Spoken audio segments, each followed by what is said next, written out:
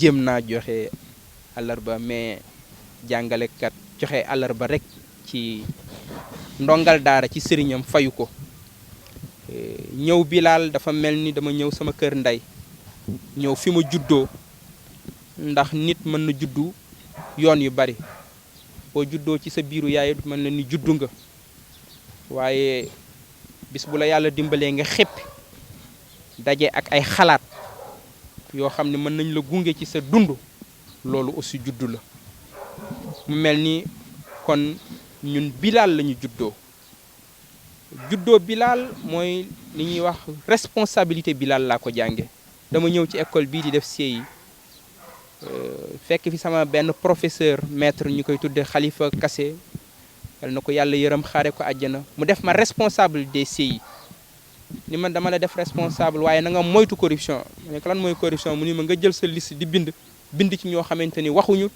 defuñu dara mais da nga ciy def règlement de compte ndekete boobu ma ngi may tere corruption ma ngi may jàngal nan lañ war a moytoo corruption kon leadership Bilal laa ko jànge yàpp naa li ma fi nekk yëpp ba ni may amee CM2 chaque année yàlla dama daan suturaal li ci ëppoon bokk maa daan nekk responsable de classe leadership boobu Bilal laa ko doon jànge Bilal nekk une institution fii ci Thiès mais Bilal nekk une institution ci Sénégal parce que c'est première expérience franco-arabe en Afrique de l'Ouest fii ci Bilal la kon su ma ñëwee Bilal mooy gërëm samay sëriñu daara yi nga xamante ni ñenn ñi làqu nañ yàlla na leen yàlla yërëm xare leen àjjana ñi nga xamante ni ñoom laa fi fekk yàlla na leen yàlla may fan bu gudd ak wér-gi-yaram kon gërëm waa Bilal la sant waa Bilal wax leen ñu ñaanal ñu suñu yàlla may ñu barke ak ndam ci suñu yoon fu ma féetee mooy sénégalais la ci réew mi la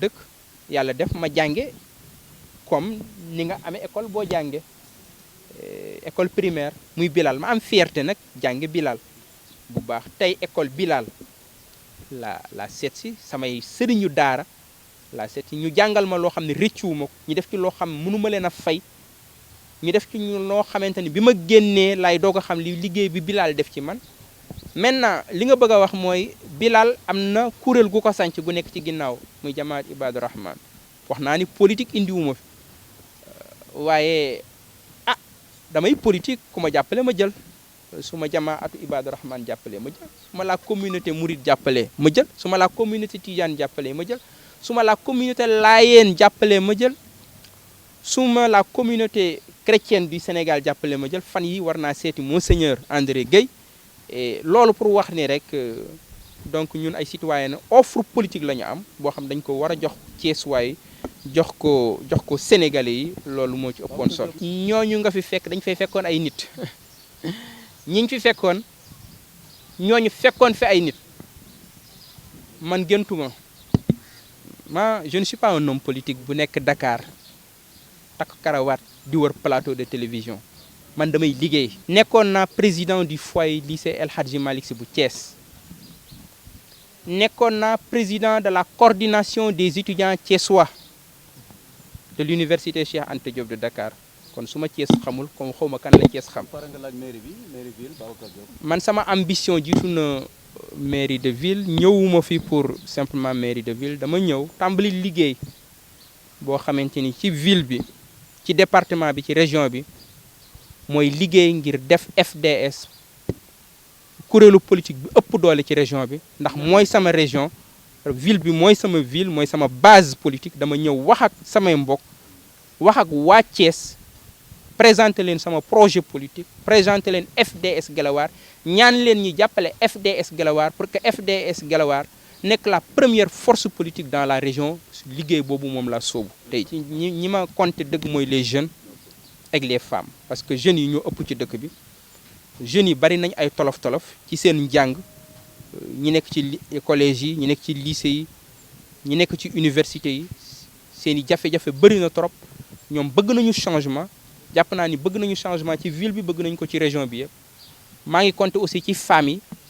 ndax ci quartier populaire la dëkk mu fële ci Sampaate xam naa lan mooy coono bu baax a baax a baax ci jigéen ñi bu baax a baax xam naa lan mooy coono jigéen ñi ci àll bi ndax ci àll bi aussi la dëkk am ci ay mbokk xam ko bu baax a baax a baax donc kon ci ndaw ñi ak jigéen ñi jàpp naa liggéey bi ñu tàmbali bu ñu ko continuer incha allah dinañu mën a may ñu def FDS les Guelwaar la première force politique dans la région de Thiès. fichier électoral bi bari na ay rëq-rëq ca tey jii enquête bi wane na ko bu baax a baax ba dem ba joxe ay recommandations tey jii opposition bi mi ngi koy jël très au sérieux et jàpp naa ni xeex bi ci war a dinañ ko def ba dans les prochains jours recommandations yooyu ci fichier bi ñu mën ko respecter ngir ñu mën a am élection yu jaar ci yoon élection boo xamante ni population yi dinañ mën a fal maire ak président conseil départementaux yi ni ñu ko bëggee. coalition boobu bëgguma ciy wax lu bëri parce que ñi ko def seen responsabilité la Idrissa Seck boobu ngay wax dama àndoon ak moom présidentielle investiroon ko la place de l'Obélisque ànd ak moom ci ànd bu rafet mu def ay choix ma respecté ko mu ci benn problème li am solo daal mooy man sama projet politique muy projet FDS ci laay dellu si waat sama problème du Idrissa Seck sama problème du Macky Sall benn interlocuteur laa am mooy la population de Thiès benn interlocuteur laa am mooy population Sénégal awma beneen interlocuteur je pense que ni population Thiès message bi ñu am projet bi ñu am dinañ ñu déglu te bu ñu déggee dégluñu incha allah dans les prochains mois prochaines années dinañu réussir def de FDS les Guelwaar la première force politique dans cette région. bu ma leen ko waxee du ay rêve FDS les Guelwaar ñetti at lay toll matagul sax mën na am bi ñu koy tabax dañ ni woon un parti de plus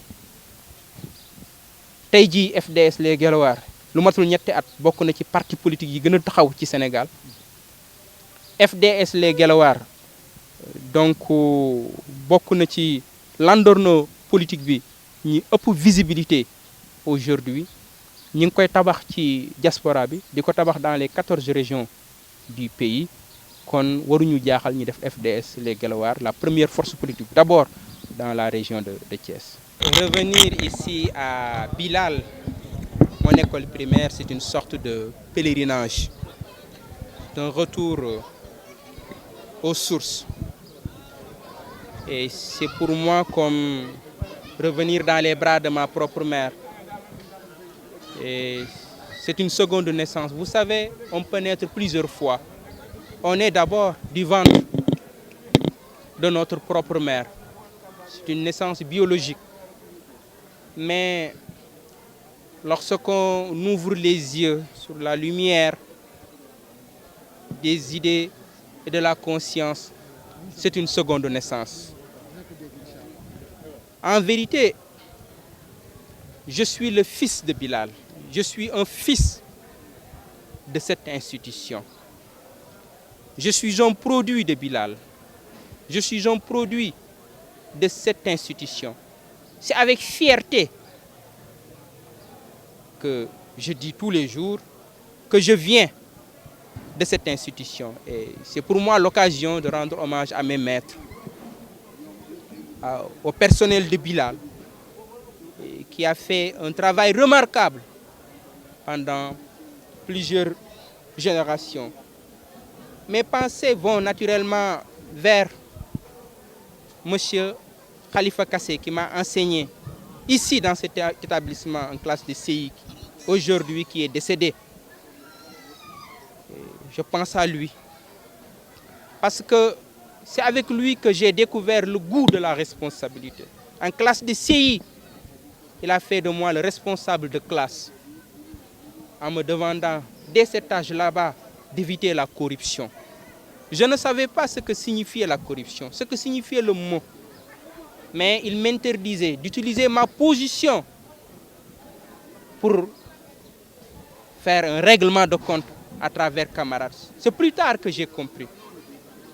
Je pense à M. Khalifa Kassé, je pense au personnel de Bilal.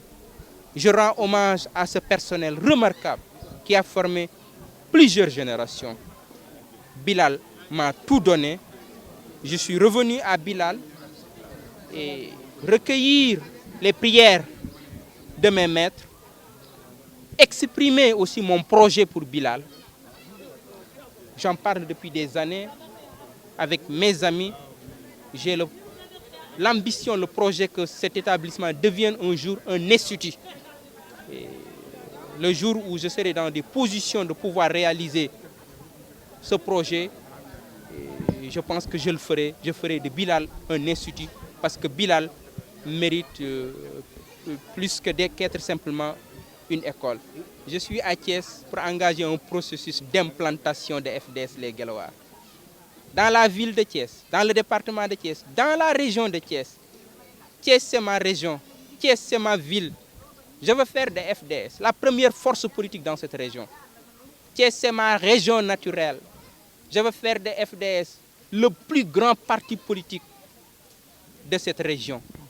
Je suis venu voir mes parents thiessois, mes amis, mes camarades de l'école Bilal, mes camarades de collège, mes camarades de lycée, mes camarades de l'université, mes parents de Thiès, pour leur présenter mon projet pour le Sénégal. Et je compte sur Thiès pour réaliser ce projet pour le Sénégal. Ce que je peux vous dire, je ferai de FDS la première force politique dans la région.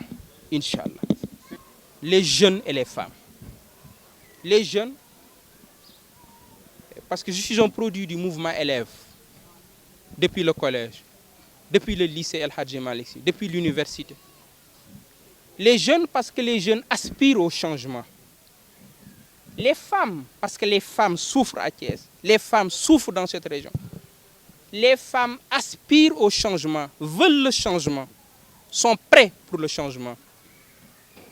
Je compte sur les jeunes, je compte sur les femmes pour faire de FDS Les Guelwaars la première force politique dans la région. Thiès m'a tout donné. Maintenant, ici, devant cet établissement, je veux tout rendre à Thiès. En quoi ça peut gêner? Il faut rendre hommage à la Jamaat Ibadur Rahman qui a mis en place cette institution. La première expérience de franco-arabe en Afrique de l'Ouest, c'est la Jamaat Ibadur Rahman. En quoi c'est gênant? De la communauté mouride, sur un soutien de la communauté tidjane. Et dans les prochains jours, je dois voir l'évêque, Monseigneur André Gueye, qui est un promotionnaire de l'université. Pourquoi vous ne pouvez pas me reprocher d'être un ami de Monseigneur André Gueye? Soyons justes dans ce pays. Je suis plus qu'un républicain. Pour tous ceux qui sont dans l'opposition et qui ont des positions très claires, l'opposition debout, qui combat le régime de Macky Sall, et non seulement combat le régime de Macky Sall, mais travaille à construire une alternative, parce qu'il nous faut aller au-delà de l'alternance. Ce que nous voulons, construire une alternative démocratique avec l'opposition. En tout cas, les partis ou les mouvements qui sont sur cette ligne peuvent bel et bien travailler avec FDS Les Guelwaars. Non, ça ne nous rassure pas. Cela va de soi. Les conclusions des experts montrent bien que les élections dernières n'ont pas été du tout transparentes. Et je pense qu'au niveau de l'opposition, cette question elle est prise de manière très sérieuse. Et tout le travail qui doit être fait sera fait pour que les recommandations soient respectées, pour qu'on puisse avoir des élections libres et transparentes.